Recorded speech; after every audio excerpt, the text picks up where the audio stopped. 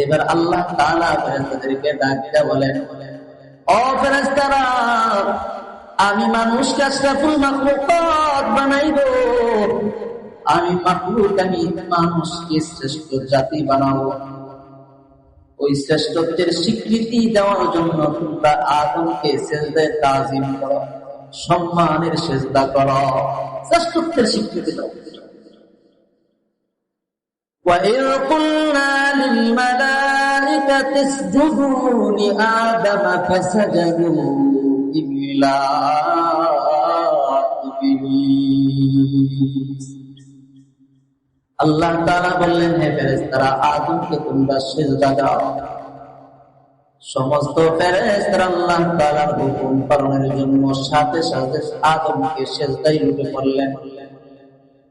তবে একজন ব্যতীত, যে ইবাদত করে করে করে করে একেবারে ফেরেশতাদের দলভুক্ত হয়ে গিয়েছিল, এত পরিমাণ ইবাদত করেছিল যে মুআল্লিমুল মালাইকা উপাধিতে ভূষিত হয়ে গিয়েছিল। ওই ইবলিস আদমকে সিজদা করলো না। আল্লাহ তাআলা ইবলিসকে ডাক দিয়ে বলেন, হে ইবলিস, মা মানাকা আন তাসজুদা লিমা খালাকতু বিয়াদাই। যে আদমকে আমি আল্লাহ নিজ হাতে বানাইলাম, যাকে আমি আল্লাহ নিজ হাতে শ্রেষ্ঠত্ব দিলাম, তাকে তুমি কেন সিজদা করলা না? কোন জিনিস তোমাকে সিজদা করতে পারো না? উম্মাতের মধ্যে বলেন, মা মানাকা আল্লাহ তাসজুদা লিমা ইল আমারতু। হে ইবলিস, যখন আমি আল্লাহ আদেশ করছি আদমকে সিজদা করার জন্য, কে বারণ করলো তোমাকে সিজদা করতে? ইবলিস অহংকার করলো। ইবলিস অনুশোচনা না করে কি করলো? অহংকার করলো, আরো যুক্তি পেশ করলো।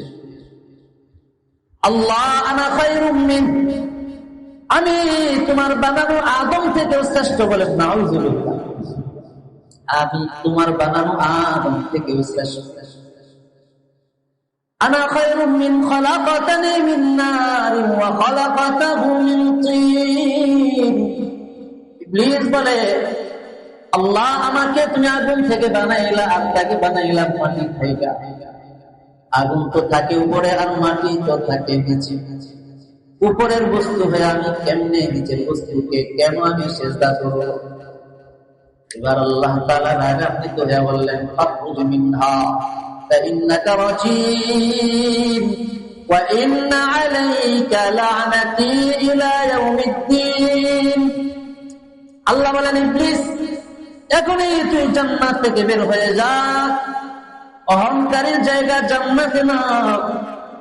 যারা আল্লাহর হুকুম পালন করে না তাদের জায়গা জান্নাতে না, বেয়াদবের জায়গা জান্নাতে না। আল্লাহ তাআলা বলেন, ওয়া ইন্না আলাইকা লা'নাতি ইলা ইয়াউমিদ্দিন। হে ইবলিস, শুনে রাখ, কিয়ামত পর্যন্ত আমার লানত, আমার অভিশাপ করব। কিয়ামত পর্যন্ত অভিশাপ, তুই মানলো অভিশাপ। এবার ইবলিস আল্লাহকে ডাক দিয়ে বলেন, আল্লাহ,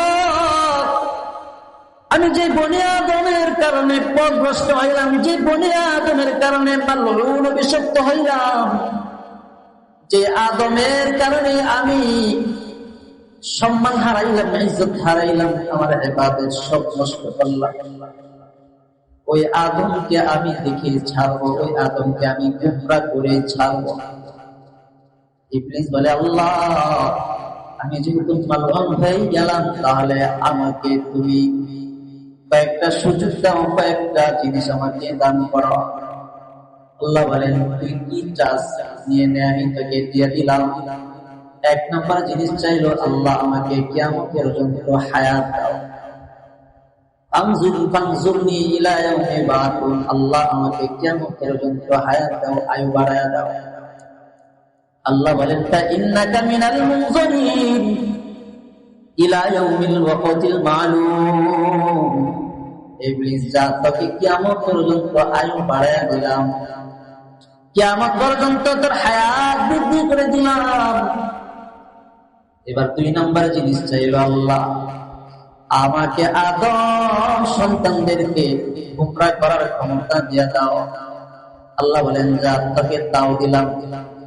ইবলিস বলেন, ফাবিমা আগাওয়াইতানি লাআকুদান্না লাহুম لهم صراطك المستقيم ثم لآتينهم من بين أيديهم ومن خلفهم وعن أيمانهم وعن شمائلهم ইবলিস বলেন আল্লাহ যে আদমের কারণে আমি পথভ্রষ্ট হইলাম, গুমরাহ হইলাম, মালউন অভিশপ্ত হইলাম, আমার ইজ্জত হারাইলাম, সম্মান হারাইলাম, পথ হারাইলাম, সব হারাইলাম।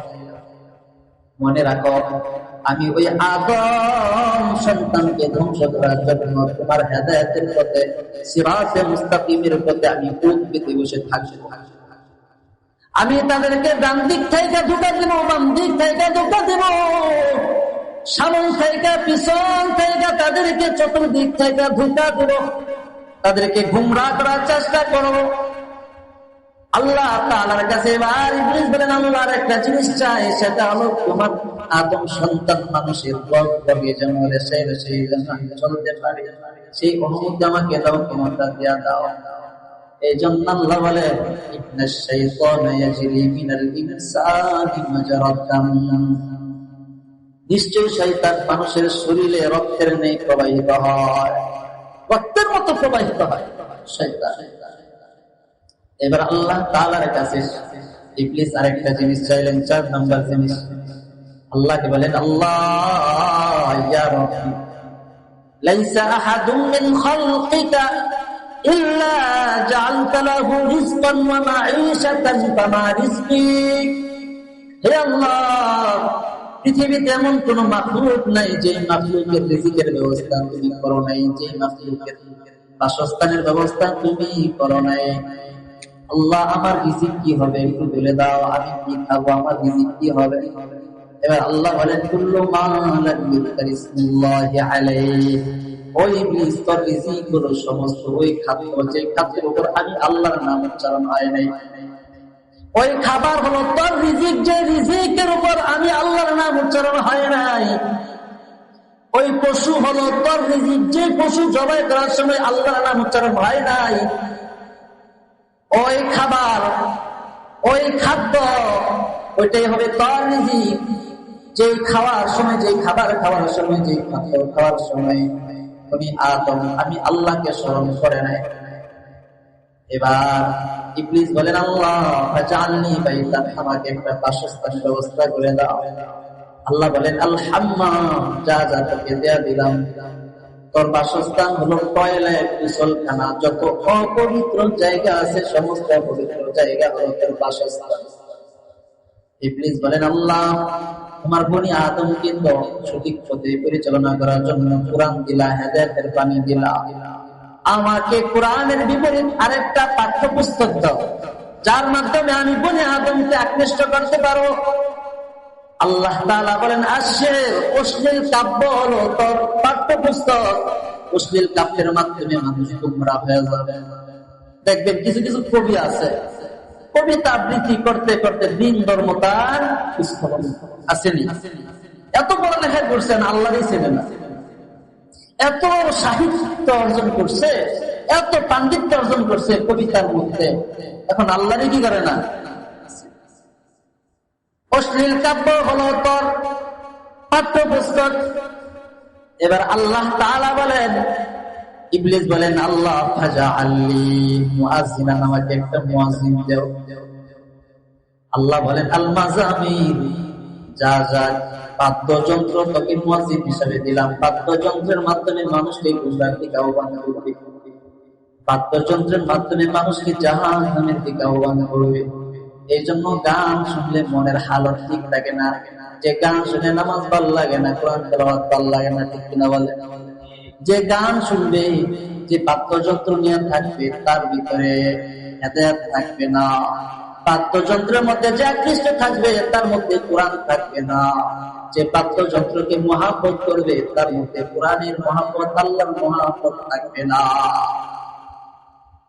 এবার আল্লাহ তাআলা ডাক দিয়ে বলেন ইবলিস চূড়ান্ত কথা শুনে রাখ, ইন্না ইবাদি লাইসা আলাইকা লাইসা লাকা আলাইহিম সুলতান।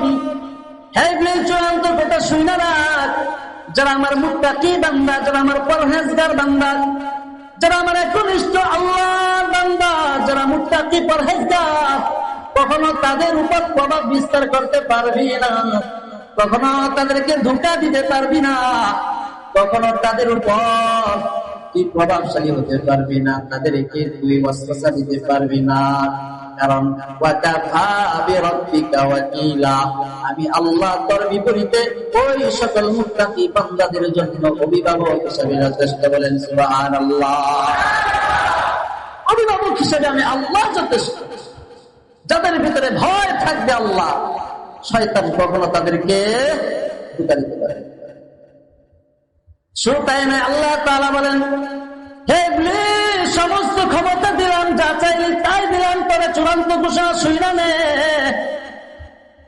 যে বান্দা সারা জীবন আমার হেদায়েতের পথে চলে নাই, গুনাহ করছে, নামাজ পড়ে নাই, সারা জীবন আমার নাফরমানি করলো, আমার অবাধ্য ছিল, সারা জীবন তোর পথে চললো, তোর অনুসরণ করলো, জীবনের অন্তিম মুহূর্তে যদি তার একটা বার বুঝ চলে আসে, একটা বার যদি বুঝ চলে আসে, হায় আমি তো শয়তানের রাস্তায় আছি, একটা বার যদি বুঝ চলে আসে আর হেদায়েতের পথে সে দীক্ষিত হয়ে যায়, হেদায়েতকে গ্রহণ করে ফেলে, আর আমি আল্লাহকে আল্লাহ বইলা ডাক দিয়া তার পিছনের গুনাহের জন্য অনুশোচনা করে, আমি আল্লাহর কাছে তওবা করে, আমি আল্লাহ ঘোষণা দিয়া দিলাম, ওই বান্দার যত গুনাহ সমস্ত গুনাহকে আমি মাফ করে দিব। শুধু তাই নয়, সে সারা জীবনে যত গুনাহ করেছে আমি আল্লাহ তার গুনাহগুলোকে নেকি দ্বারা পরিবর্তন করে দেব। কি পরিমাণ আল্লাহ, কি পরিমাণ। এবার আল্লাহ তাআলা ফাইনাল কথা ইবলিসকে শোনায়া দিলেন, ফাইনাল কথা, লাআমলাআন্না জাহান্নামা মিনকা ওয়া মিম্মান তাবিআকা মিনহুম আজমাঈন। হে ইবলিস, শুনে রাখ ফাইনাল কথা, লাআমলাআন্না জাহান্নামা, আমি জাহান্নামকে ভরবো, জাহান্নামকে পরিপূর্ণ করবো। কার মাধ্যমে জানোস? মিনকা, তোর মাধ্যমে, তোর চেলা চামুন্ডাদের মাধ্যমে, যারা শয়তানের অনুসরণ করবে, তোর যত অনুসারী আছে সমস্ত অনুসারীদের মাধ্যমে আমি জাহান্নামকে পরিপূর্ণ করব, জাহান্নামকে বলব। এই জন্য শয়তানের অনুসারী হবেন না আল্লাহর অনুসারী হবেন? দল দুইটা, দল কয়টা? দুইটা, হিজবুল্লাহ, হিজবুশ শাইতান। আল্লাহর দল আর শয়তানের দল। কোন দলে আছেন একটু চিন্তা করেন। হয়তো হিজবুল্লাহ হবেন, হিজবুল্লাহ উলাইকা হুমুল মুফলিহুন, সফল কাম হয়ে যাবে। আর হয়তো হিজবুশ শাইতান, শয়তানের দল হবেন, শয়তানের দল হয়ে উলাইকা হুমুল খাসিরুন, চরম ক্ষতিগ্রস্তের মধ্যে তারা আছে। এখন কোন দলে আছেন বলেন? দল কয়টা? বিএনপি, আওয়ামী লীগ, জাতীয় পার্টি, কয়টা দল? দুইটা, একটা আল্লাহ আর একটা শয়তান।